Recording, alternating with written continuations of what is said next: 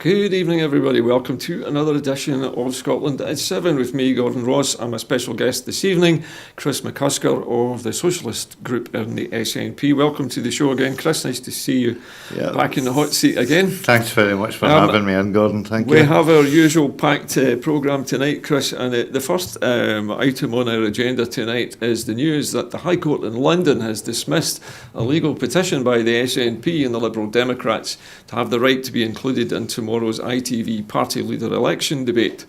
Now, Chris, this will be something which I guess is very close to your heart. This must have ruffled a lot of feathers today, I guess. It didn't actually ruffle an awful lot of feathers, because when I came in and found the result didn't go our way, I wasn't surprised, to be honest with you. You know, the British establishment were never going to stand up for equality and fairness. You know, when we were asking, you know, for that, that is what we were asking for: fairness and equality. So they seem to have decided that the courts is not the place to interfere with editorial decisions by television companies. They just seem to be, you know, taking a completely hands-off approach to this, despite the obvious unfairness in terms of the general election coverage. Yeah, but it was suggested to me that you cannot, the way that the court ruling went, as far as I can understand, I've only just sort of like skimmed over it, but basically you can't complain to Ofcom before something happens. You can only complain after it happens. So in other words, what we're saying here is you would have to wait until you've lost the election to complain that you didn't get enough coverage. Very possibly, yes. Or do we put the complaint in tomorrow and it happens to get looked at on Wednesday morning? So unless there's a complaint about bias after. Yeah, so basically what they're saying is you can't complain about something beforehand.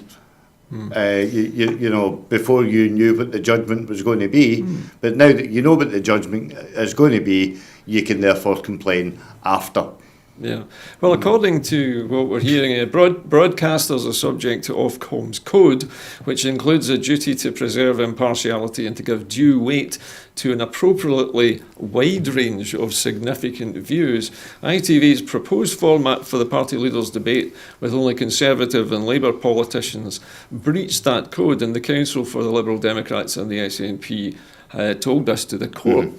So I don't understand how the court can just say, no, it doesn't matter. Is this just a technicality because of the way Ofcom works? But quite clearly, it now shows that the arm of right-wing politics has now reached into the judiciary system of the English courts. And if this had been presented in a Scottish court, I think it would have been a different outcome. You know, given the fact that the Scottish law is, you know, totally autonomous from English law. But, you know, due to the fact that the time schedule wasn't enough for us to raise an action in Edinburgh and then raise an action in London. But unfortunately, Ofcom is a UK-wide monitoring body which monitors television, radio and so forth. Yeah, so basically it's the UK imposing its will on Scotland yet again. I'm just going to read a little excerpt here from SNP's Ian Blackford, who's challenged Jeremy Corbyn and Boris Johnson to commit to taking part in an all-party debate on the 1st of December.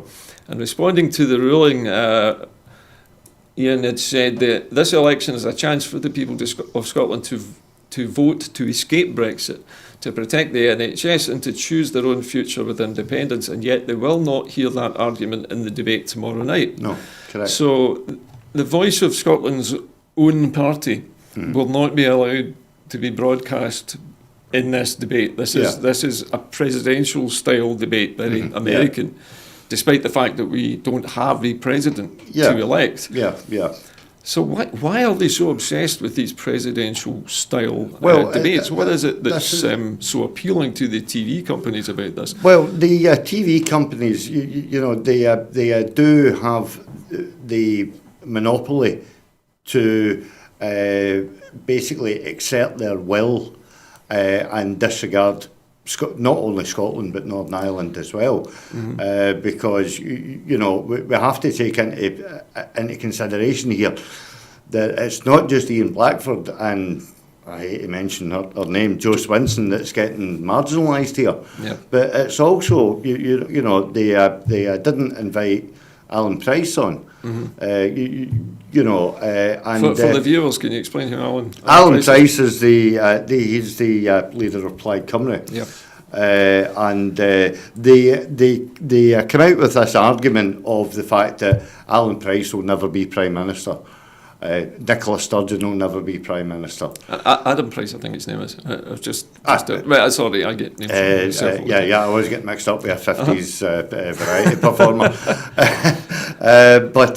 So that is the line that the UK government are. The UK government. I say the UK government because, make no mistake, folks, the British media is part of the British government. No matter who sits in the power of number 10. It seems that the reach of the British establishment, as you say, seems to have its tentacles into both the judiciary as well as the television programmes. So I'm just going to have a look through some of the other comments made by Mr. Blackford. One of them says here, look, Nicola Sturgeon was ready, willing and able to take on Johnson and Corbyn in tomorrow night's debate. Mm-hmm. And now it's incumbent upon them to commit to the all-party debate on the 1st of December or tell everyone what they're so scared of. It was already clear that Westminster political system is utterly broken and incapable of properly representing Scotland's interests. Now, it's clear that the SNP leadership is extremely angry about this, as I imagine Plaid Cymru and also the Liberal Democrats must be, because the third and fourth parties in the UK are being excluded from a major television debate, which is of importance to 3 different countries, not just one. I mean, take it one step further as well. The DUP aren't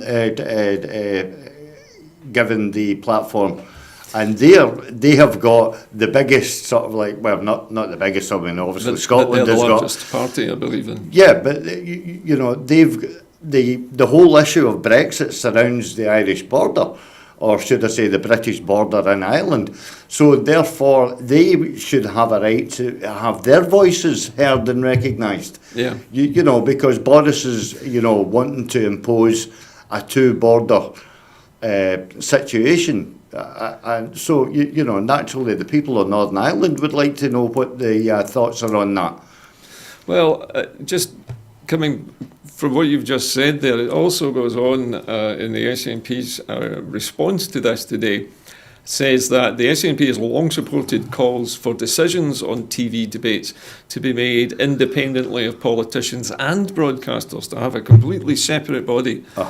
Maybe like America, like an electoral commission which deals with television. There is, according to this, today's decision makes that even more important. There's not a single seat in Scotland where the contest is between the Tories and Labour. Yeah. Not one, as you were just saying. Yeah. The Tories and Labour are not fighting each other in Scotland. Correct. And the other side of the coin as well is, if you want to put it this way, and this actually highlights how broken the system is that when you look at the debate with regards the television licences for pensioners, the Tories say that they it's out with their hand. It's a total thing for the BBC, and yet as you say, politicians and the wider media should be making that decision, but now politicians are not to get involved in this decision because it suits the 2 major politicians within the establishment elite. Well, we're saying that both Labour and Conservative Party in Scotland are not fighting each other for seats. But today, I don't know about you, I've seen on social media several posts where Conservative candidates are asking for Labour voters to lend them their votes. and vice versa, Yeah, in yeah. order to try to defeat the SNP and the Greens, the pro-independence parties. Yeah. So Now, this isn't something that's different, because back in 2017, and I can say this unequivocally without fear of any lawyers getting involved, Blair McDougall, who was in charge of the Better Together campaign, actually ran in the 2017 election and stood for Labour in East Renfrewshire, and he paid for a billboard that quite clearly was urging voters to vote anything other than SNP.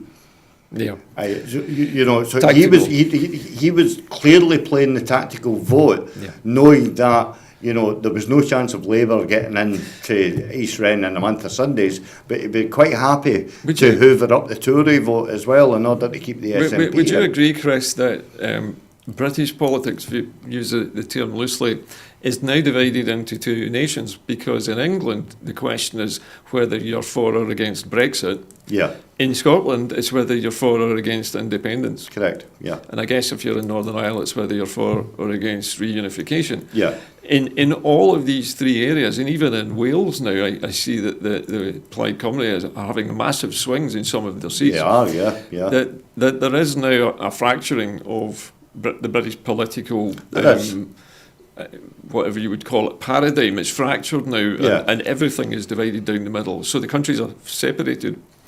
Anyway, I think I could talk about that for a long time, but I think we'll use the time wisely. But the country wouldn't be separated if Labour had taken a stronger stance to start with. And going back to a conversation that I had with you earlier, a couple of weeks ago, it's when Labour used to be the polar opposite of what the Tories would be. Indeed. Do you know what I mean? They were black and they were white, and there was no mixing of the colours together in order to make grey. Chris, I need to stop you there. I don't disagreeing with you, but we have limited time this evening, so we're going to move to our next story. And this one, strangely enough, is about the Conservatives. Now, Tories have put their plans for corporation tax cuts on hold. Boris Johnson said on Monday that he was putting on hold further cuts in corporation tax and told voters he would use the money for spending on health and other priorities. His comments addressed a central issue in the December the 12th election, as Johnson had been under pressure to show how he would pay for a plan to reverse the cuts to many public services over the past decade and boost infrastructure investment. We're postponing further cuts in corporation tax, Johnson told business leaders at a conference organised by the CBI, an employers group. Labour wants to raise the corporation tax and income taxes for top earners to help fund its own bigger spending plans. Taxation is going to change under Labour. We've made no secret of that. We've been very, very clear that the richest 5% will pay more, Corbyn told the CBI after Johnson spoke. And over the lifetime of the government, we will increase corporation taxes no higher than 2010 levels. So very different pledges coming from both leaders. Yeah. But why is Boris Johnson having to promise that he will temporarily suspend these it all depends on what temporarily corporation tax cuts? But it all depends on what temporarily means. Do you think he's maybe trying to communicate to the CBI that this promise may not be fulfilled? Yeah. I would, in a surreptitious way, I think he is basically putting it out there as a soundbite, that it's not written down. With a nudge and a wink to the CBI? Yeah, a nudge and a wink to the CBI, and it won't actually be included in their party manifesto. Also, the Labour Party appears to have softened its pledge to find a path to net zero carbon emissions by 2030, after unions pushed for a target of significant progress rather than a firm commitment. The unions trying to dilute the promise of the reduction of carbon emissions, and the party's autumn conference passed a motion setting 2030 as the target for net zero emissions, but trade unions raised concerns about the risk to jobs and industries. Yeah. Now, what do you think the risks to jobs and industries would be from decarbonising English industries? What we have to, what we have to take into consideration here, I don't want to go too much into it, as you say, we don't have enough lot of time, but it is that just transition from the fossil fuel industry and all the rest of it over to using a more eco-friendly, greener, sustainable system. The SNP proposed a fund recently of, I think it was £1 billion set aside from the tax revenues from Scotland's oil industry. Yeah. What was it they were planning to use that for, Chris? Well, they were basically going to use that for redevelopment and repurposing of job skills. So was this actually help people This in was the oil actually to industry help to people transition from from one set of skills to another skill set, which would be, looking like a seamless jump. But basically, so that people who currently are working maybe earning quite high earnings in an industry which is very wealthy, such as the oil industry, to moving across towards renewables, tidal energy, things like that, which involve perhaps the same kind of marine engineering skills and design and technology as the oil industry is currently using. Yeah. It's pretty much like that. There would possibly be a short differentiation in the actual wage scale, because you'll know as well as I do that if you work offshore, there's a certain amount of a certain amount of that wage is put down to what you would call danger money, basically. which is added on to the actual salary itself. But if you're working on renewables, if it's still out at sea, it's still dangerous. Would I be right in thinking, because I seem to remember that if you work offshore, even if it's not on a ship but on an oil rig, that you pay no taxes on your earnings? It depends on how far the rig is out. How far away do you have to be before you pay no earnings? I think it's over 7 miles. 7 miles is not very far. I could be I could be contradicted on that, but I seem to remember something about 7 miles. Talk about an offshore if tax you look haven. back, if you look back to, I think it was something like 1985, where they redrew the border lines for some prime minister or something like that. They hatched, I think it was Tony Blair, who moved the border between English and Scottish, to encompass 6,000 odd miles. of Scottish. But it didn't actually go out No, a great depth. It just went up. Yeah, I've just been correct. told, Chris, that the boundary for paying taxation is 12 miles. It's the 12 mile limit. 12 mile so limit. now we know, Chris, what that There is. we go. I'm happy to be contradicted. To Or continue happy with this, to be corrected, should I say. oh, it's all right. I mean, I've been corrected as well. One source said the aim of the Labour manifesto would be for a significant majority of carbon emissions to be eradicated by 2030. So a softening of the word being used by the Labour Party in its manifesto. I think also, as well as this, is that some people within Labour don't actually see the target of 2030 being a realistic target. Well, I notice here that the GMB has pushed back firmly against a firm target of 2030 and fearing it could lead to mass job losses. I don't know where they get this idea from, but Tim Roche, the GMB's General Secretary, had previously wanted the proposal to do it by 2030 threatens whole communities, threatens jobs, and frankly GMB members in communities up and down the UK have heard it all before. So they don't seem to trust No, they don't. either the Labour Party or its promises. No, they don't. But it's rather strange that the GMB are coming out with that. As a former GMB rep, their whole idea of the jobs at Faslane and stuff like that. That's only 230 to 270 odd jobs that they're talking about. There's quite a bit of scaremongering going on. I mean, I'm reading this document here, and this is coming still from the GMB, and I'm quoting here, this will mean within a decade people's petrol cars being confiscated. I don't think so. This will mean families can only take one flight every 5 years. And net zero carbon emissions by 2030 is utterly unachievable.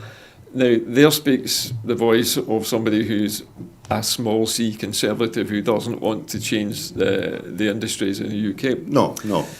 Labour, incidentally, have just opened a new coal mine in Cumbria. Jeremy Corbyn is more interested, this coming from the Greens, this comment incidentally, in keeping the fossil fuel industry alive than he is about creating new low-carbon jobs to build a sustainable future through a Scottish Green New Deal. We need to demand urgent climate action now. So we're getting a lot of pushback as well from the Scottish Greens over this Labour policy.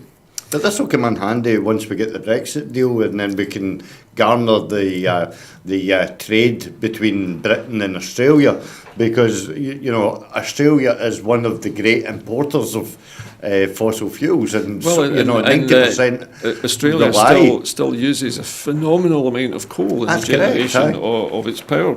So. So I mean that'll be one market where exports could be up. But you never know, Chris. You never know, Chris. Okay, Chris. We're going to move to our next story this evening, and that is the SNP has renewed its calls for a Poverty and Inequality Commission to combat Tory austerity. Now, the SNP has renewed calls for a UK-wide Poverty and Inequality Commission to combat the impact of the Tories' cruel austerity agenda, after new research revealed that nearly 3 million children in working families are living in poverty, up to 800,000 since the Tories came to power in 2010. A stunning amount of children to be living in poverty in the 21st century. Yeah, it's absolutely eye-watering. Unbelievable. And do you know what really rips my knitting, Gordon? Just to go off piste a wee bit, one of the adverts, Christmas, I think it was Tesco or something like that, where the guy gets trapped up in electrical wires and gets sent back in time, and he condescendingly hands a wee serf child a bowl of goodies, and and then it zips again, and he's outside number 10. Oh, this is a parcel of Christmas goodies for Winston Churchill. Right. And you're like that. Why are you making all these Dickensian references? I mean, is this the future that you want the country to be in? Well, Chris, you never know. But the research published by the Trades Union Congress today also highlighted that nearly 500,000 children had been pushed into poverty by Tory and Lib Dem welfare cuts. Now, this is interesting. The Liberal Democrats have to share some of the blame for this. Well, of course they have. Of course, we have Jo Swinson now out there campaigning and claiming that she might end up being the next Prime Minister. In the meantime, the Scottish Government has set ambitious targets to eradicate child poverty and has invested over £100 million a year to protect people from the worst aspects of Tory austerity policies. UK government welfare reforms are set to increase child poverty to 29% by 2023-24, according to the Resolution Foundation. So this is still climbing child poverty in what should be a century of a thing of the past, of progression and moving on from this. Instead, we seem to be regressing. This is a level playing field where we find that we can work well with the Labour proposals that they want to tackle inequality, and whereas the Lib Dems, obviously, you only have to look at Jo Swinson's past voting record to see exactly where her allegiances lie. So we can find common ground with the Labour Party on these issues if we work with them on an issue by issue basis, which I fully hope that we will be able to do once Westminster reconvenes and we go over this. I was also reading today, Chris, in another article online, that welfare payments in the UK are at their lowest since welfare was actually introduced. Yeah. So we'll come back to that in a moment. But the SNP has also called for the next UK government to introduce a package of action on child poverty, which must include introducing an equivalent to the game-changing Scottish Child Payment and re-establishing UK-wide legal targets for ending child poverty after the Tories abolished them in 2016. Now, the Tories are very famous for sometimes not just moving the goalposts, but actually removing the goalposts away completely. Yeah. And this research shows the stark reality of life in the UK after a decade of Tory cuts. On the 12th of December, a vote for the SNP, obviously this is the phraseology coming from the SNP, a vote for the SNP is a vote to escape cruel Tory austerity cuts, such as the two-child cap and the rape clause, the harmful benefit sanctions regime and the disastrous rollout of universal credit. It's also a vote to escape Brexit, which will hit low incomes the hardest. So as well as all of this austerity, at the end of the Brexit process, if it goes ahead, we can look forward to even deeper cuts and further deeper cuts and deeper hyper-austerity. Austerity on stilts. You know, An I was interesting way out campaigning for Joanna Cherry this afternoon up in Fountainbridge, and I came across a Tory voter in the door, and she was harping on about the cuts to the pensions and stuff like that, and I had to point out to her that the fact that Scotland are not in full control of the benefit system. Only a tiny proportion. We only have a tiny 15%. 15% of the actual benefit system. And the fact is that benefit system, since its inception, has never been index linked. Well, this is the subject of the next story here, Chris. It's just coming up on the auto cue just now. Okay, social security payments, as I was saying, at their lowest level since the launch of the welfare state. Yeah. So we have travelled back in time to the time of, who was it, Nye Bevan? Nye Bevan, Okay, so Nye Bevan creates the welfare state.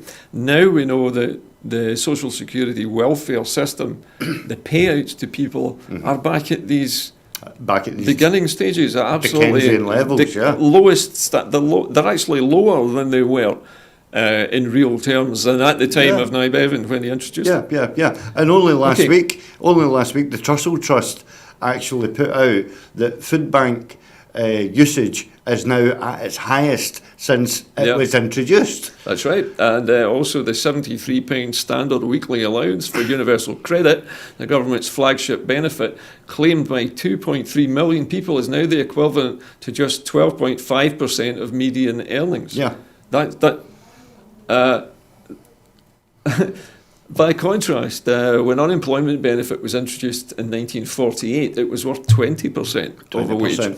Now, as a result, millions are being excluded from mainstream society with the basic goods and amenities needed to survive, let alone thrive, increasingly out of their grip. A study by the IPPR think tank has said. Now, Chris, I know you as a socialist have got very strong views on things like the welfare state. Yeah.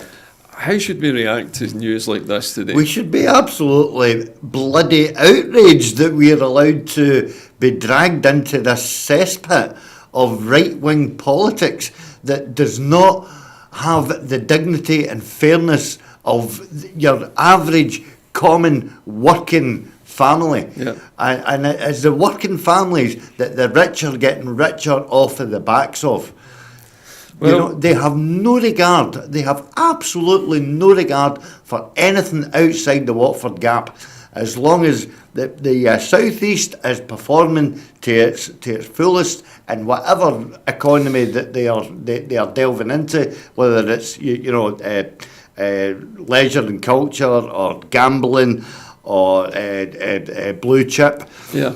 All the rest of it, they don't care as long as the oodles come pouring into the southeast. And meanwhile, people that worked in the mines, worked in the shipyards, worked in manual labour and stuff like that, they're just getting forced to put up with it and shut up and sit in a corner. And most of them are having to accept these tiny amounts of benefits or face going into low-paid, unsecured jobs, sometimes multiple 0 hours contracts.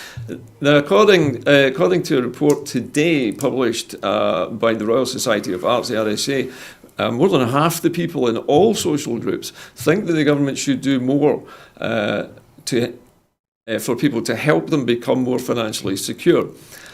40% of adults in the UK, the equivalent to 21 million people, are not confident of having a decent standard of living in 10 years' time, compared to 43% who are confident, it's found. So we're looking at, large numbers, almost half of the population, who think that they're going to be worse off in 10 years. Yeah. It's an astonishing But if figure. this question was asked 10 years ago, Yeah. do you know what I mean? And that's why I say you're now going to have austerity on stilts, because if you think that austerity is bad for the 10 years that we have suffered it, you only have to look at, a Tory government that is going to put austerity on stilts and, And leading the country out of Europe and making things 10 times it worse. is going to lead to more inequality, less social cohesion. If you don't remember, I can't remember who it was, that David Cameron talked about the wider society. The big society. The that big was his society, strapline, wasn't it? treating society as one big family. Do you know what I mean? And it's all a pile of pants. It's Well, I think a pile of pants. David Cameron was trying to basically unload all of the work that would normally be done by social services onto relatives and friends and neighbours. Yes, well, I mean, as a carer, I know what that is like. I get paid 78 pence an hour in order to look after my elder brother, right? But it's also a taxable income that people don't actually understand. Yeah. And therefore, it restricts me from taking a 0 hours contract, because the more I earn, the more that I get taxed on, and then the more my benefits reduce, and the more I'm paying. It's out. a catch-22, isn't it? It is the original catch-22. You remember you said that food bank use has soared. Well, there's more to this, and that food bank use has soared, often as a result of people on welfare, including those in work, not being able to afford the essentials. Last week, the Trussell Trust said that it had distributed a record 823,145 food parcels between April and September this year. A 23% increase on the previous year, and the steepest rise the charity has witnessed since the network of food banks was fully established. So this is absolutely disgusting. Climbing at a high rate of knots. Yeah. It's absolutely disgusting, and it's probably not a fact that's included in your in your information there, Gordon. But the amount of people last year, myself and Hardeep Singh Kohli went down and fed 90 people in Was this down at the Ronnie Gurdwara? Cowan's. No, it was in Ronnie Cowan's constituency down in Greenock, and we fed 90 people. That was the expectation. We actually fed 128. That sounds almost like a biblical story. Do you know what I mean? But it was.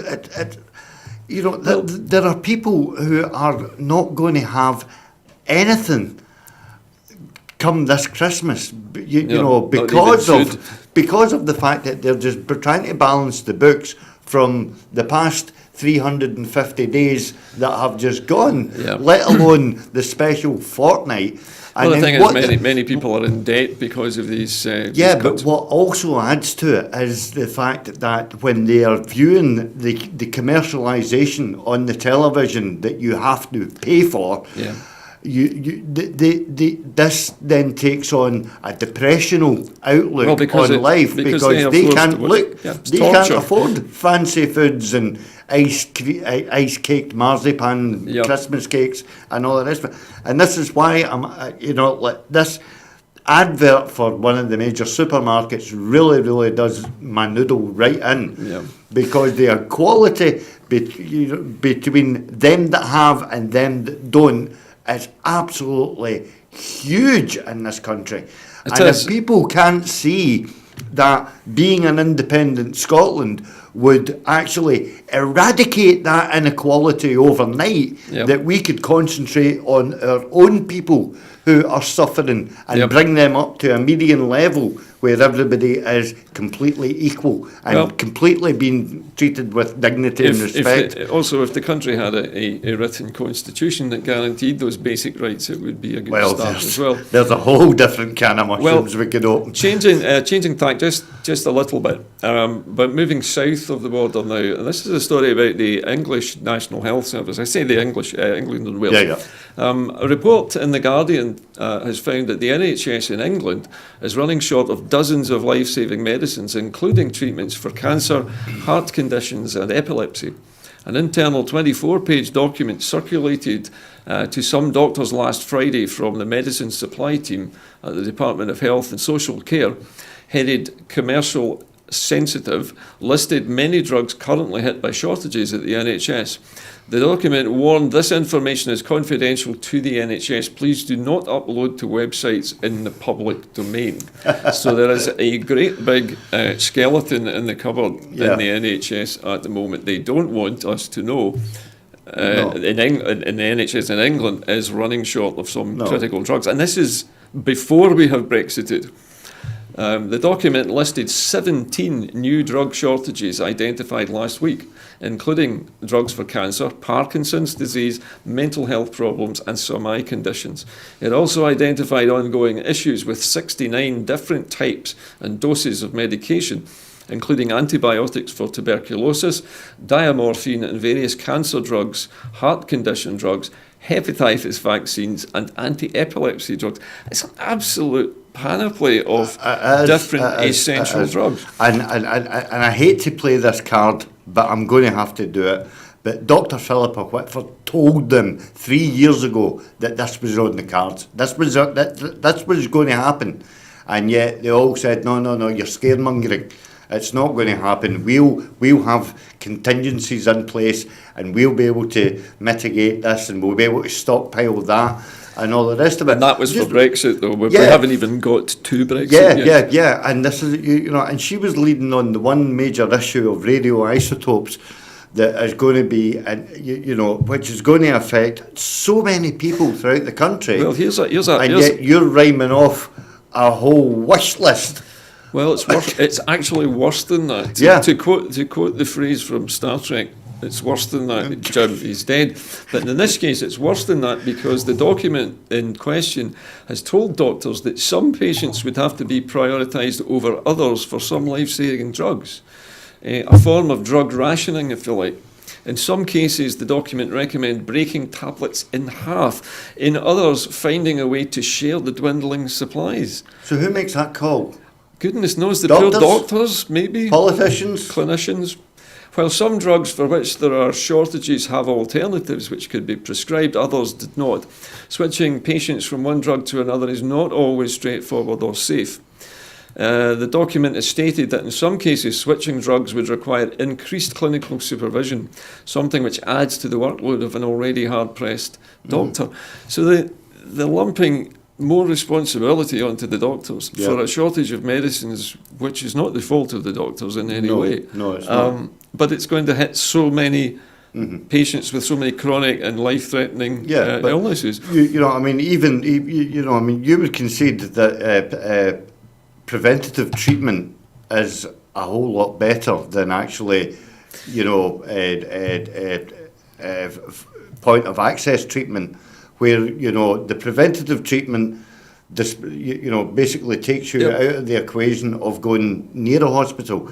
But if you don't get that preventative treatment, then you're going to end up in the situation where you're going to be sitting in an A&E ward because your doctor has said you're not sick enough to go to the hospital.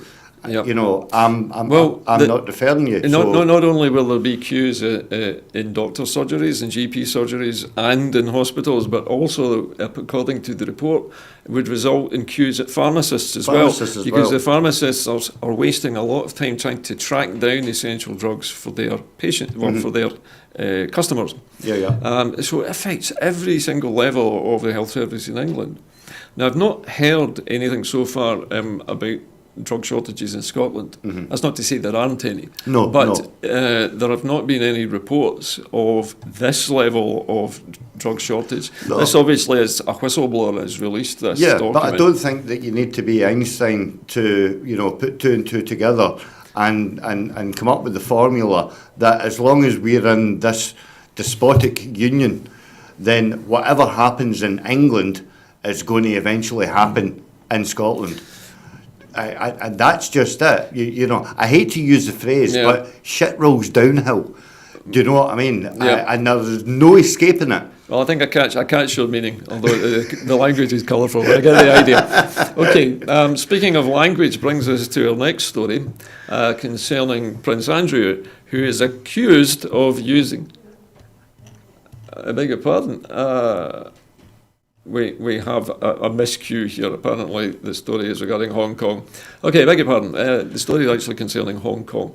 The Hong Kong police have laid siege to a university as protesters trying to free their campus allies. Hong Kong police have used tear gas and water cannon against protesters who tried to break through cordons and reach a university at the centre of a week-long standoff between demonstrators and law enforcement. The black-clad protesters hurled petrol bombs as they tried to get to the Hong Kong Polytechnic University. Occupied by activists during the week, there has seen the most intense violence in 5 months of anti-government demonstrations. We have been trying to rescue them all day, said a young man in a blue T-shirt with cap and spectacles, running down Nathan Road, the Kowloon district's main commercial street. They're trapped in there. Later, about a dozen protesters pinned inside the campus escaped on the backs of waiting motorbikes after lowering themselves with a rope down onto the road. This is absolutely amazing stuff. Yeah. An actual siege in a university in downtown Hong Kong. The size of the demonstrations has dwindled in recent weeks, but clashes between protesters and police have escalated sharply since early last week.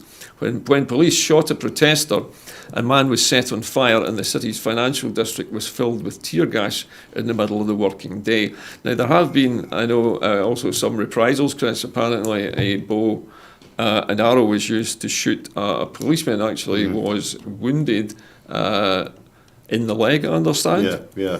So we're looking at almost a medieval scene of siegery, literally. Bows and arrows, shields. Bows and arrows and shields. And stuff. Not to mention the copious amount of random stabbings that are happening in Hong Kong at this moment in time. And also, not only that, but there's constant clouds of tear gas and this strange blue liquid that the water cannons are shooting out, which, as far as I understand it, contains a blue dye and an irritant, which has the same effect as tear gas. This sounds absolutely hideous. These not only that, the toxin in that has also been proven to affect people that have got skin disorders as well. I mean, if you can imagine that you've got what is that stuff that you have in your hands. The sebum in your skin, the oil in your skin. If you've got a crack in your skin and that gets into it, it further irritates right, so it's a nasty chemical. It's a nasty thing. And, although it's not sort of like categorised as it's a non-lethal weapon, but it's a non-lethal weapon. But it's still you're actually horrible correct. stuff to but use. It's horrible stuff. Well, earlier Monday, police tightened their cordon around the Polytechnic University and fired rubber bullets and tear gas to pin back about 100 anti-government protesters armed with petrol bombs and other weapons to stop them from fleeing. Dozens choking on the tear gas tried to leave the campus by breaking through police lines, but they were pushed back. All roads to the Poly U are blocked, said the policeman who stopped reporters at a roadblock on Monday night. All are blocked. So they're obviously literally cut off all means of escape to the university, Polytechnic University. So they're trapped in there now, running out of food. I mean, what this medicine. is just a blanket ban on citizens having the democratic right to protest. And actually occupying a university in a protest is something which happens in most peaceful, law-abiding democratic countries. Well, yes. And the police don't behave in this way. Yeah, correct. The police say 4,491 people aged from 11 up to 83 have been arrested since the protest began in June. The demonstrators are angry at what they see as the Chinese meddling in Hong Kong's promised freedoms when the then British colony returned to Chinese rule in 1997. They say that they're responding to excessive use of force by the police. China says that it's committed to the one country and two systems formula granting Hong Kong autonomy. The city's police deny accusations of brutality and say that they show restraint. China's foreign ministry said on Monday that no one should underestimate its will to protect its sovereignty. On Sunday, Chinese soldiers in a base close to the university were seen monitoring developments at the university with binoculars, some of them dressed in riot gear. So there is obviously a threat value to that. Yeah. And the students who are occupying the campus have today actually reported that they are running out of water, food and medical supplies. Yeah. Well, moving on to another story, this one crossing the Atlantic, and Donald Trump is back in the news again today. US President Donald Trump has said that he might be willing to testify in the impeachment inquiry over his dealings with Ukraine. And even though I did nothing wrong, to quote the president, the Democrats leading the impeachment process in the United States House of Representatives have not formally called Trump as a witness in the inquiry into whether he used foreign policy to try to get Ukraine to investigate domestic political opponent Joe Biden. This is a rather strange thing for Mr. Trump to say, that he would come and give evidence, yet he says he claims he's done nothing wrong. What do we think of this? Do we think that Donald Trump has done nothing wrong? No. Is this a case of there being Well, again, I don't want to get smoke and I don't want to get dragged up into No. court and say, you know, I mean, but this is him basically trying to play devil's advocate and trying to, you know, it's do you basically think he's trying like, to call their bluff? yeah, because it's exactly like what Boris Johnson is behaving. With his, total disregard of course we're going to obey the law, but I'm not going to sign the letter and stuff like that. It didn't come from the British Prime Minister. So, but Donald Trump is basically saying, I've done nothing wrong. I maybe. And this is the the key word here. He's not been categorical. He hasn't said I will come and give. No, but this is what I'm saying. It's a Kenny Dalglish type of maybe's aye, maybe's no. Do you know what I mean? Depends how you treat me. Aye. It depends how I feel that day, or if I've got a round of golf booked in. I might not turn up.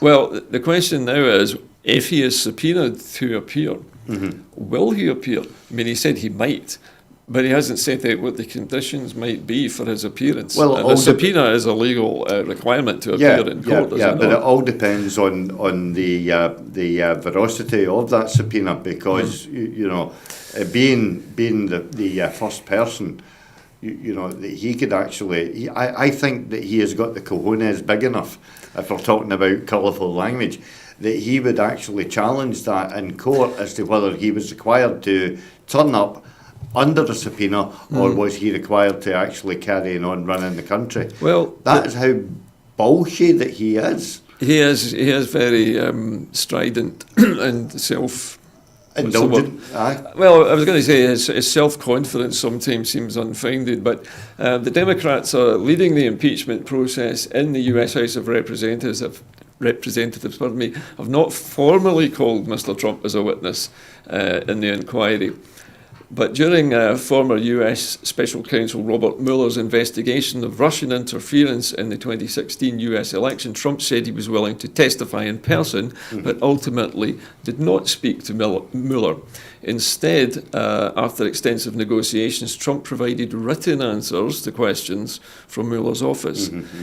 So it sounds like almost a repeat of the earlier question over his. If there was anything going on between Russia and the Americans during this election campaign. But this isn't solely to do with America. There are greater questions in Britain regarding Russian involvement as well, which Boris Johnson just will not divulge. We don't actually know, even if he'll divulge it 1 month, 2 months, 3 months after the election, whether he's in number 10 or not. So this is the exact same thing that Boris Johnson is reading everything from Trump's playbook. So do you think he's copying the playbook? Of course he is. Of course he is. And Trump is setting the platform for Johnson to, this is how to do it. Go along with. But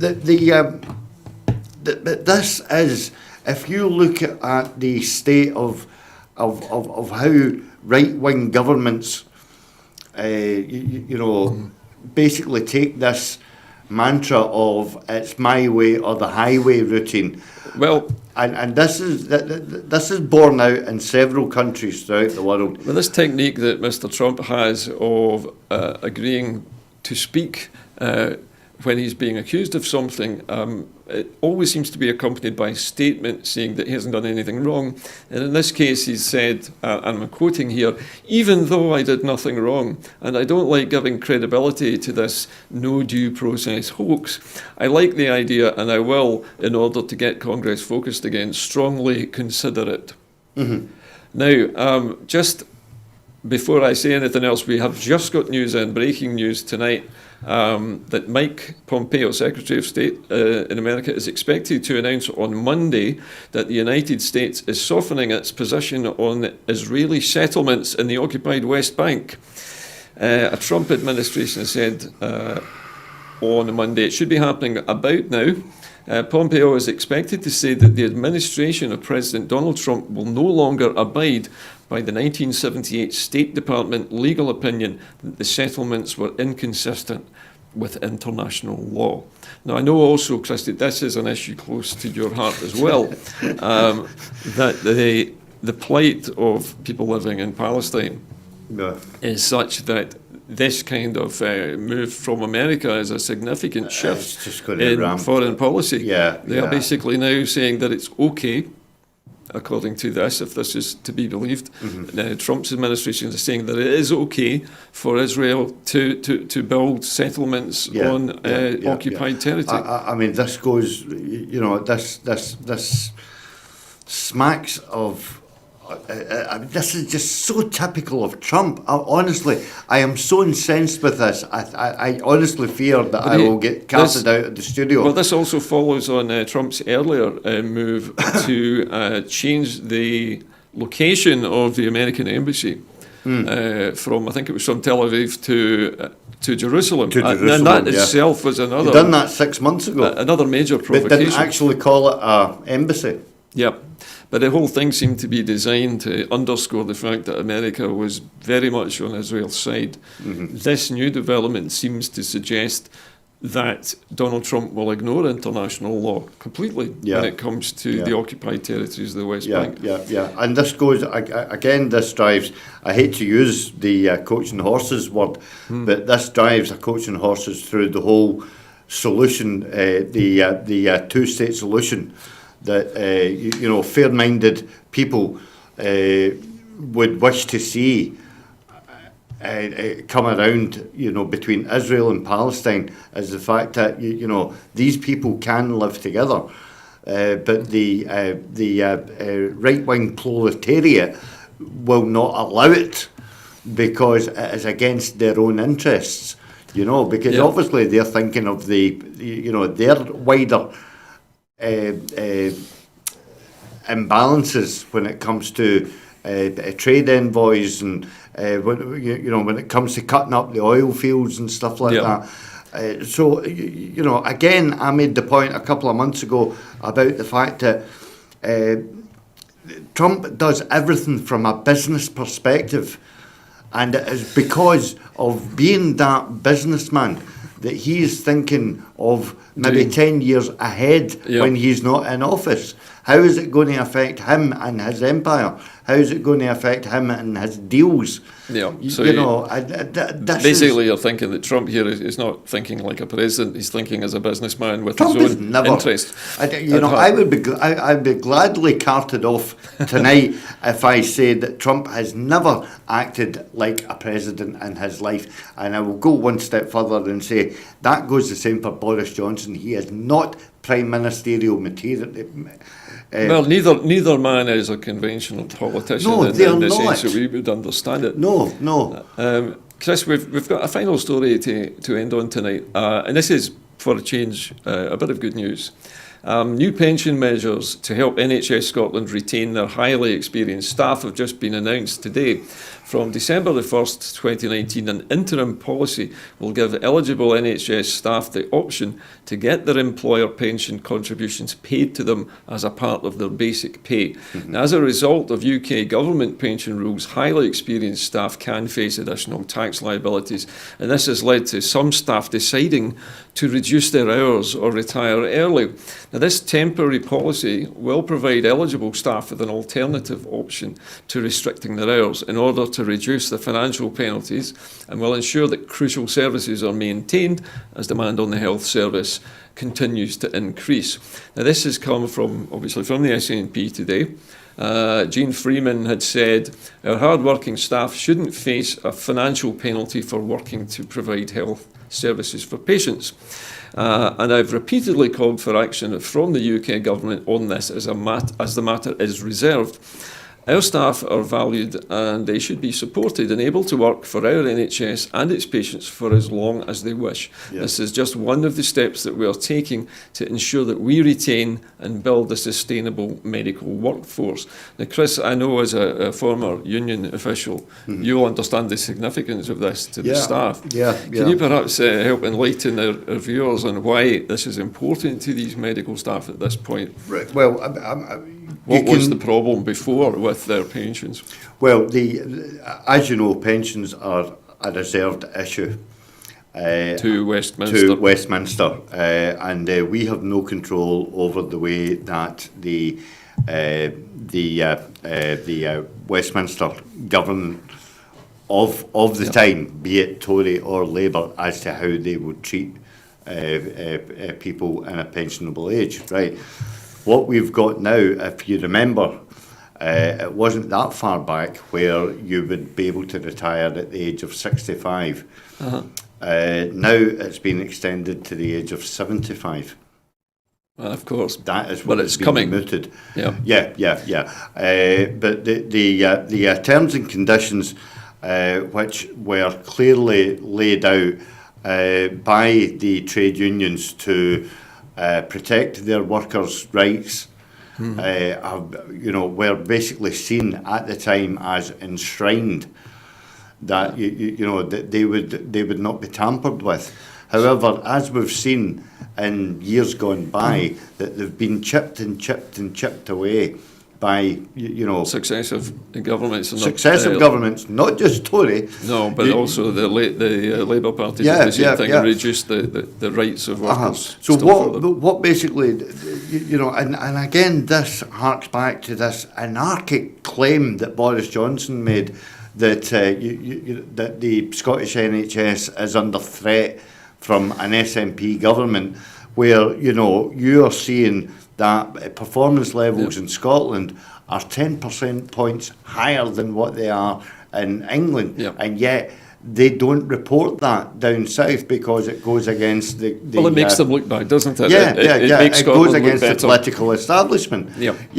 And and the other horrific fact is that both the Jackson Carlaw and Richard Leonard, they always hate when Nicola points out the disparity between Scottish NHS performance and English NHS performance.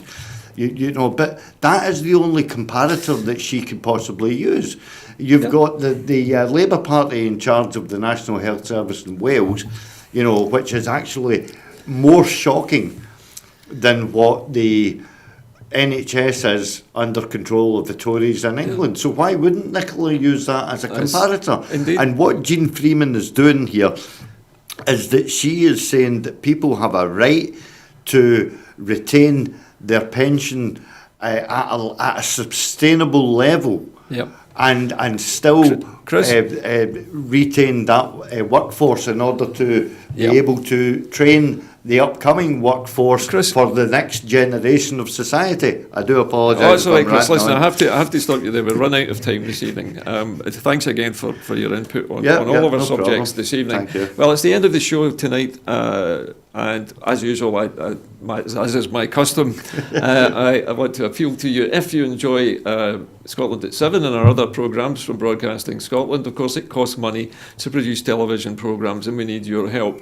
So if you'd like to become a supporter of Broadcasting Scotland, the details of how to do that appear on your screen just now. And by all means, get in there and support us, because you don't want all your TV coming from ITV. You by the certainly sound of don't, things. no. Anyway, that's it from us tonight. From everybody on Scotland at 7 this evening, a very good night to you.